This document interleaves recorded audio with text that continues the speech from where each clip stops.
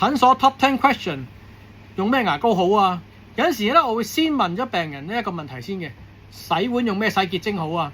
咁啲病人就會答啦，用咩洗潔精有乜關係啫？最緊要百潔布省到嘅啫嘛。其實刷牙一模一樣嘅，牙膏都只不過係一種清潔劑嚇。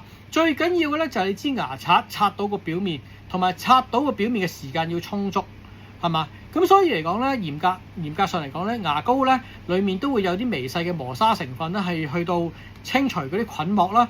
另外嚟講咧，要有適當份量嘅氟素啦，係防止蛀牙啦。同埋有陣時咧，有啲人有敏感情況嘅，可能有啲防敏感成分啦。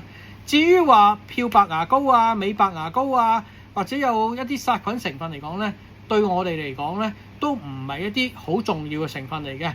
有陣時有啲病人咧轉牙膏嘅時候咧，都會有唔同嘅症狀嘅。嗱，坦白講嘅，如果你轉咗牙膏之後會有敏感狀況，或者口腔黏膜有敏感嘅情況，或者有啲紅腫啊或者脫皮嘅話咧，咁嗰隻牙膏先至叫做唔適合你。但係嚴格嚟講咧，刷牙最緊要都係時間夠啦。